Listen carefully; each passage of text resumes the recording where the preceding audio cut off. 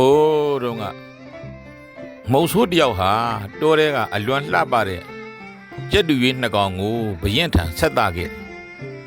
ဘရင်ကလည်းအဲ့ဒီကြက်တူရွေးနှစ်ကောင်ကိုသေချာဂယုတစိုက်မွေးမြူထားဖို့အမိန့်ချလိုက်တာပေါ့ဒါနဲ့အဲ့ဒီကြက်တူရွေးနှစ်ကောင်ဟာနန်းတော်အတွင်းမှာအထူးဂယုစိုက်ခံရတယ်အားလုံးကလည်းချစ်ကြတယ်သူကလာကြွေးငါကလာကြွေးနဲ့ကြက်တူရွေးနှစ်ကောင်ဟာနန်းတော်မှာလူချစ်လူခင်များပြီးတော့အစားအစာပေါ်ပေါ်များများနဲ့မျိုးစုံစားတော့ပြီးတော့ပျော်ရွှင်စွာနဲ့နေလာခဲ့ကြတယ်ဒီနေ့မှာတော့အဲ့ဒီမုတ်ဆိုးကပဲတော်တွင်းကနေပြီးတော့မြောက်တကောင်ကိုဖမ်းပြီးတော့ဘရင်ကိုလာရောက်ဆက်တာပြန်တယ်နန်းတော်မှာမြောက်တကောင်ရောက်လာခဲ့ပြန်အဲ့ဒီမြောက်ရောက်လာတဲ့အခါမှာတော့မြောက်ရဲ့အစအပြောင်အလှုပ်အခတ်တွေကြောင့်လူတွေဟာမြောက်စီကိုပဲပိုးပြီးတော့စိတ်ဝင်စားလာခဲ့ကြတယ်မြောက်ကိုပဲသွားကြည့်သူတွေအစာသွားကြွေးသူတွေများလာခဲ့တယ်ကြက်တူရွေးညီနောင်စီမှာလူတွေသိပ်မလာတော့သလိုအစာတွေလည်းမျိုးစုံမစားရတော့ဘူးပေါ့မြောက်စီမှာတော့လူတွေကတယုံယုံဖြစ်သွားကြတယ်မြောက်ကလည်းဖြဲချောက်လိုက်ကုန်းပြလိုက်ကြွပြလိုက်နဲ့တဝါဝါတဟာဟာပေါ့အဲ့ဒါလိုဖြစ်လာတဲ့အခါကြက်တူရွေးညီငယ်အကောင်ကစိတ်ဓာတ်တွေကျလာတဲ့သူတို့ကိုလူတွေကမချစ်ကြတော့ဘူးသူတို့ဘဝတော့သွားပါပြီဒါကြောင့်ဒီနန်းတော်ကနေထွက်ခွာသွားဖို့ဒါမှမဟုတ်ရင်လဲကိုရင်လဲအစာမစားတော့ဘဲနဲ့အသေးခံလိုက်ဖို့အထိကြက်တူရေးအငယ်ကစဉ်းစားနေတယ်အကိုဖြစ်သူကြက်တူရေးကတော့စောင့်ကြည့်နေဖို့စိတ်ဓာတ်တွေမကြဖို့ကောင်းတာပဲဖြစ်ဖြစ်ဆိုးတာပဲဖြစ်ဖြစ်အမြဲတည်မြဲနေတာမဟုတ်တဲ့အကြောင်းအမြဲတမ်းပြောင်းလဲနေကြောင်းတွေကိုပြောပြီးတော့ညီငယ်ကိုချော့ခဲ့တယ်အဲ့ဒါလို့နဲ့ဒီနေ့မှာတော့မြောက်ဟာမင်းသားငယ်တစ်ပါးကိုလိုက်ချောက်ပြီးတော့ချဲချောင်ရင်းနဲ့လက်နဲ့ကုတ်မီယာကနေဘရင်သိသွားလို့တော်တဲ့ကိုပြန်အပုတ်ခံလိုက်ရတယ်အဲ့ဒီတော့လေလူတွေဟာကြက်တူရွေးညီနောင်စီအာယုံပြန်ရောက်လာကြတယ်အရင်လိုပဲဟိုလူကအစာလာကျွေးဒီလူကအစာလာကျွေးနေပေါ့ဒီတော့နောင်တော်ဖြစ်တဲ့ကြက်တူရွေးကသူ့ညီကြက်တူရွေးကိုဒီမဲ့ငါညီလောကမှာဘယ်ဟာမှမြဲမနေဘူးအမြဲပြောင်းလဲနေတယ်ဆိုတာသိထားရအကောင်းဖြစ်တဲ့အခါဖြစ်လိုက်အဆိုးဖြစ်တဲ့အခါဖြစ်လိုက်နေပေါ့အဲ့ဒီအပြင်ပန်းနဲ့ဝန်းကျင်ဆိုတာတွေကိုကိုဖြစ်စေချင်တယ်လို့ကိုကလိုက်ပြီးတော့ပြုပြင်နေနိုင်တာမဟုတ်ဘူးသူသဘောသူဆောင်းနေမှာပဲကိုယ်စိတ်ကိုပဲကိုကပြုပြင်ရမှာဖြစ်တယ်ငါညီအရှင်ပြေတဲ့အခါတွေမှာလဲမြူးမြောက်မနေဖို့ဘဝတွေကိုမေ့ပြီးတော့ရင်မှုမနေဖို့ကိုယ်စိတ်ကိုထိန်းချောင်းနိုင်ရမယ်အရှင်မပြေတဲ့အခါမျိုးတွေမှာလဲကိုယ်စိတ်မှာဆင်းရဲပင်ပန်းတာတွေမဖြစ်ဖို့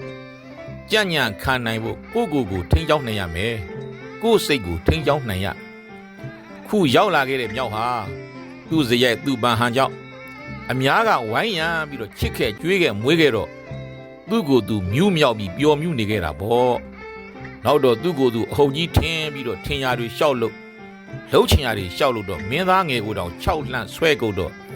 ခုတော်တဲ့ဗျမ်းဖို့ခံရတယ်မဟုတ်လားဒါဟာအကောင်းလောကဓာတ်ကိုမခံနိုင်တာပဲ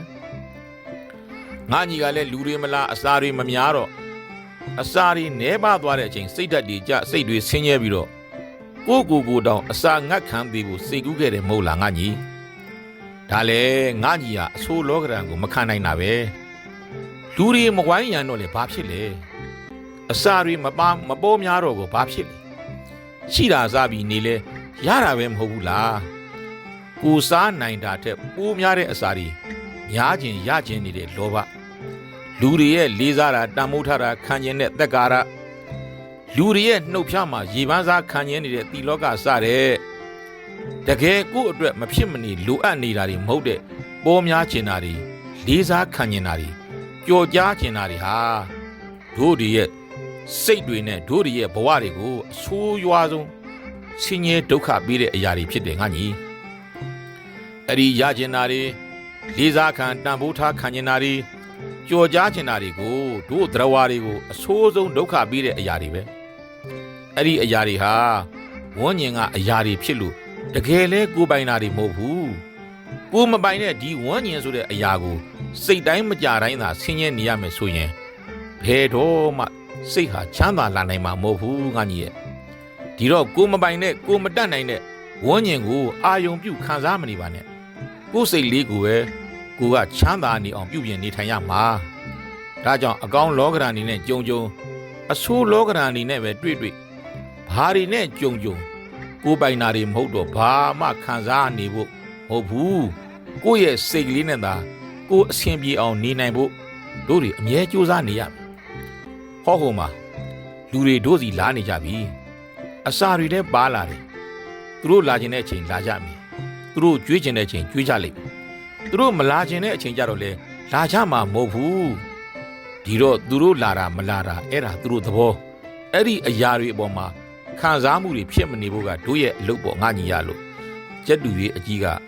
ကျက်တူရေးညီငယ်လေးကိုဆုံးမနေတဲ့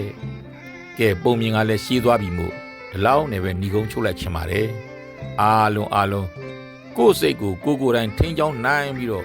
ငြိမ်းချမ်းစွာဘဝကိုဖြတ်သန်းနိုင်ကြပါစေ